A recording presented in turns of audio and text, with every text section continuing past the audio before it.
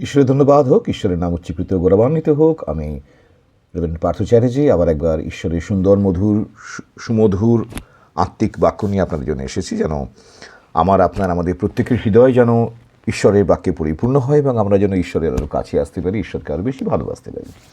আজকের যে বিষয়টা নিয়ে আলোচনা করব সেটিকে ইংরেজিতে বলা যায় গডস প্ল্যান বিং গুড, মানে ঈশ্বরের পরিকল্পনা সর্বদাই মঙ্গলদায়ক, ঈশ্বরের পরিকল্পনা সর্বদাই সুন্দর, ঈশ্বরের পরিকল্পনা সর্বদাই ভালো। কিন্তু আমাদের জীবনে যখন ঈশ্বরের বিভিন্ন পরিকল্পনা কাজ করে তখন আমরা কি বুঝতে পারি যে ঈশ্বরের পরিকল্পনাটা আমাদের জীবনে ভালো? যখন ইয়োবের জীবনে ঈশ্বরের বিশাল আঘাত নেমে এসেছিল তখন ইয়োব কি বুঝতে পেরেছিলেন যে ঈশ্বর তাকে যে স্টেজের মধ্যে দিয়ে নিয়ে যাচ্ছেন পরবর্তী সময়ে সেই স্টেজটা তাকে আরও বেশি সমৃদ্ধ হতে, আরও বেশি বিশ্বাসী হতে, আরও বেশি শক্তিশালী হতে, আরও বেশি দৃঢ় ভক্ত হতে সাহায্য করবে? তাই আমাদের জীবনে যখন সাফারিং যায় তখন আমরা মনে করি যে God's plan are not good, আর আমাদের জীবনে যখন খুব প্রসপেক্টিভ খুব সুন্দর টাইম থাকে তখন আমরা মনে করি ও গড ইজ সো গুড, ঈশ্বরের পরিকল্পনা আমাদের জন্য কত ভালো। কিন্তু মনে রাখতে হবে যে ঈশ্বরের পরিকল্পনা কিন্তু সর্বদাই ভালো। ঈশ্বর সবসময় আমার জন্য আপনার জন্য সুন্দর পরিকল্পনা করে থাকেন, এবং বিশেষ করে যারা বিশ্বাসী, যারা ঈশ্বরকে বিশ্বাস করে, যারা খ্রিস্টকে অনুসরণ করে, তাদের জন্য রোমিও 8:28 কী বলা হয়েছে না, and we know that in all things God works for the good of those who love him, মানে যারা ঈশ্বরকে ভালোবাসে তাদের জন্য সব কিছু মঙ্গলার্থে একসঙ্গে কাজ করছে। ভালো ঘটুক, মন্দ ঘটুক, খারাপ ঘটুক, যাই ঘটুক, সমস্ত কিছু অল থিংস পুট টুগেদার, সমস্ত ফল মিলেমিশে যখন অন্তিম ফল পাবো তখন দ্যাট ইজ ফর গুড। ঈশ্বরের পরিকল্পনা is always for good for his people, those who believe him, যারা তাকে বিশ্বাস করে।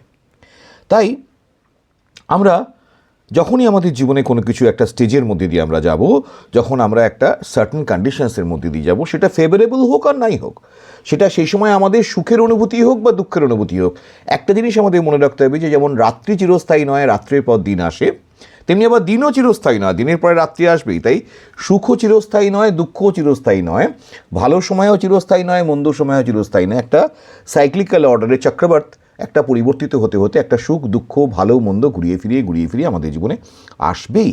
কিন্তু আমরা সব সময় এখানে একটা জিনিস মনে রাখবো, যে মেইন কি ভার্স যেটা আজকে আলোচনা করব সেটা কি না, গীত সংহিতার 37 গীতের 23 থেকে 24 পদ, এবং গীত সংহিতার সেই 37 গীতের 23 থেকে 24 পদে প্রভুর বাক্য কি বলেছে না, সদাপ্রভু কর্তৃক মনুষ্যের পাদক্ষেপ সকল স্থিরীকৃত হয়, তাহার পথে তিনি প্রীত, পতিত হইলেও সে ভূতলসায়ী হইবে না, কেননা সদাপ্রভু তাহার হস্ত ধরিয়া রাখেন।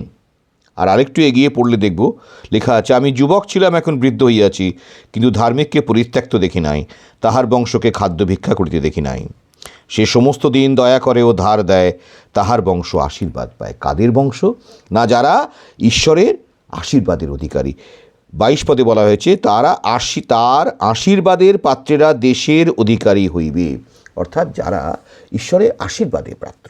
এবং ঈশ্বরের আশীর্বাদের পাত্র কারা হতে পারে না, যারা সৎ পথে থাকে, যারা ঈশ্বরের পথে থাকে, যারা ঈশ্বরকে ভালোবাসে, যারা ঈশ্বরকে ভয় করে, যারা ঈশ্বরকে অনুসরণ করে, যারা সর্বাবস্থায় ঈশ্বরের উপর নির্ভর করে, তারাই অবভিয়াসলি তারা ঈশ্বরের আশীর্বাদের পাত্র।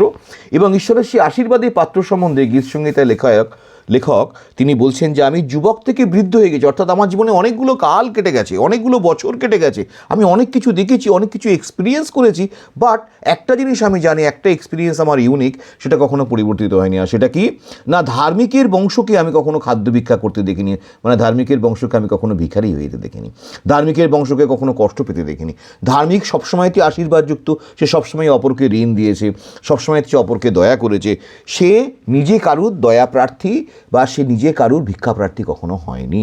অর্থাৎ আমাদেরকে মনে রাখতে হবে যে আমরা যদি ঈশ্বরের প্রিয় পাত্র হই, যদি প্রিয় কাজ করি, তা যা কিছু করলে ঈশ্বর খুশি হন সেসবগুলো যদি আমরা করি এবং ঈশ্বরের আশীর্বাদের পাত্র হই, তাহলে কি হবে না, আমাদের পদক্ষেপ সকল, আমাদের প্রত্যেকটা স্টেপ সদাপ্রভু কর্তৃক স্থিরীকৃত হবে। তিনি স্থির করে দেবেন যে কোন পথে আমরা যাব, কোন পথে আমরা যাব না, কি আমাদের করা উচিত, কি আমাদের করা উচিত না। এমনকি আমাদের মন প্রাণ আত্মা যদি কোনো কিছু করার জন্যে অত্যন্ত বিহ্বল হয়ে ওঠে, এটা আমাকে করতেই হবে, এটা আমার চাই জীবনে, তবুও অনেক সময় সদাপ্রভু রুখে দেন, স্টপ করে করিয়ে দেন।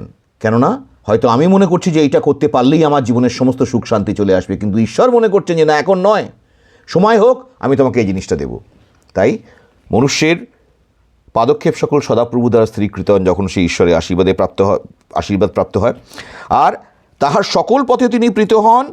পতিত হইলেও, পড়ে গেলেও মাঝে মাঝে সে ভূতলশায়ী হয়ে যায় না, মাটিতে পড়ে থাকে না, আবার বাউন্স ব্যাক, কি সে উঠে আসে, আবার সে আবার দাঁড়িয়ে ওঠে, কেননা সদাপ্রভু তার হস্ত ধরে রাখেন। তাই যখনই আমরা এই গডস প্ল্যান বিং গুড এই কথাটা চিন্তা করব, তখন মনে হতে পারে যে God's plan may not be liked by me at all times. আমার সবসময় হয়তো ঈশ্বরের পরিকল্পনা পছন্দ হবে না, কারণ তা আমার মনোমতো নাও হতে পারে, but it is always for good, কেননা সদাপ্রভু আমার হস্ত ধরে আছেন, সদাপ্রভু আমার পাদক্ষেপ সকল স্থির করছেন। ঈশ্বরের ধন্যবাদ হোক, ঈশ্বরের নাম উচ্চীকৃত ও গৌরবান্বিত হোক, যেন প্রতিটি বিশ্বাসীর পাদক্ষেপ সকল সদাপ্রভুর দ্বারা স্থিরীকৃত এবং সদাপ্রভু যেন তাকে শক্ত হাতে ধরে রাখেন। Amen, amen, amen.